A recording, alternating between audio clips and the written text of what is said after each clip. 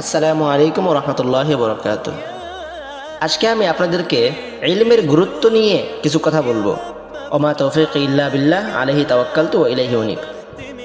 ইলমের গুরুত্ব, ঈমানের পর ইলমের নিয়ামত মানুষের জন্য সবচেয়ে বড় নিয়ামত। তার চেয়ে বড় আর কোনো নিয়ামত হতে পারে না।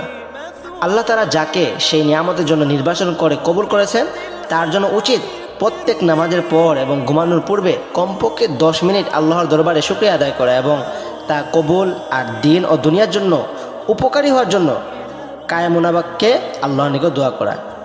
ইনশাআল্লাহ অনেক উন্নতি হবে। আর পড়ার সময় দিনের খেদমত এবং মাওলা পাকের সন্তুষ্টির নিয়ত রাখা। কখনোই মান সম্মান আর দুনিয়া কামানোর নিয়ত করা যাবে না। ভালো নিয়ত ও নেক উদ্দেশ্য পড়া অবস্থায় যদি কেউ মৃত্যুবরণ করে, তবে সে শহীদ। কিয়ামতের দিন উলামায়ে কেরামের সাথে ময়দানে মাহশারে উঠানো হবে। দিন রাত যে মেহনত করে মাথা খাটিয়ে পড়া হলো, সব কিছুই ইনশাআল্লাহ আমলনামায় লেখা হবে। আর যদি দিনের খেদমত এবং আল্লাহ পাকের সন্তুষ্টির নিয়ত না থাকে, তাহলে উল্লিখিত কল্যাণকর বিষয়সমূহতে বঞ্চিত হতে হবে এবং আল্লাহ তাআলার গুসায় পড়তে হবে। চলুন এবার জেনে নেওয়া যাক ইলম হাসিলের উদ্দেশ্য কি। ইলম হাসিলের উদ্দেশ্য, ইমাম গাজালি রহমতুল্লাহ আলাইহিকে তার বিধবা মা বাগদাদের মাদ্রাসায় নিজামিয়াতে এই জন্য ভর্তি করিয়ে দিলেন যেন ছেলের লেখাপড়ার পাশাপাশি তার লালন পালনের ব্যবস্থাও হয়ে যায়।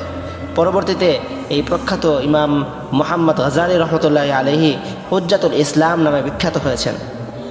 একদিন মিশরের প্রশাসক মাদ্রাসায় নিজামিয়ায় আসলেন। তিনি মাদ্রাসার ছাত্রদেরকে পরীক্ষা করার উদ্দেশ্যে প্রত্যেককে জিজ্ঞেস করলেন, ইলমে দ্বীন হাসিল করার উদ্দেশ্য কি? প্রত্যেকে বিভিন্নভাবে উত্তর দিল। কেউ কেউ বলল, আমি অমুক চাকরি পেতে চাই, আমি অমুক হতে চাই, ইত্যাদি ইত্যাদি। উত্তর শুনে মিশরের প্রশাসকের মন ভেঙে পড়ায় তিনি মাদ্রাসা বন্ধ করে দেওয়ার ইচ্ছা করলেন।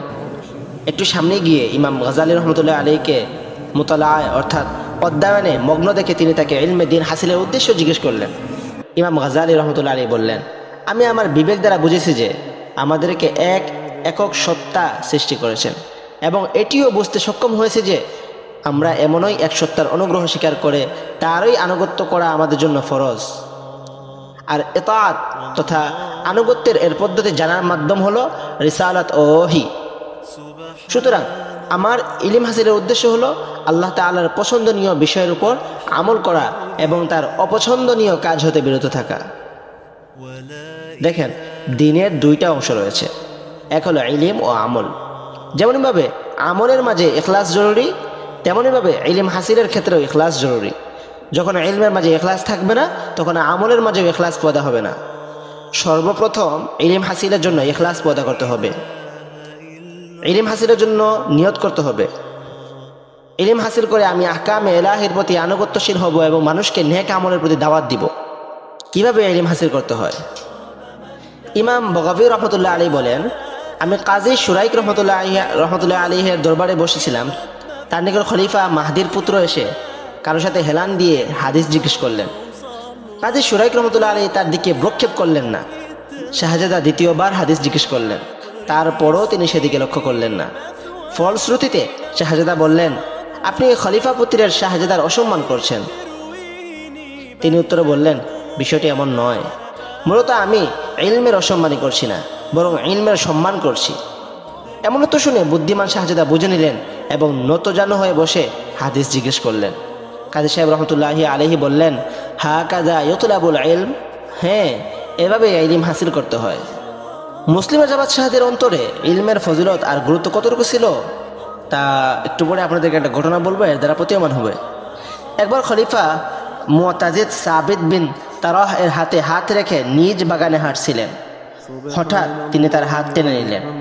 সাবিত বিন তারাহ জিজ্ঞেস করলেন, কি ব্যাপার? খলিফা বললেন, আমার হাত আপনার হাতের উপর ছিল, অথচ আলেমের হাত সব সময় উপরে থাকা উচিত।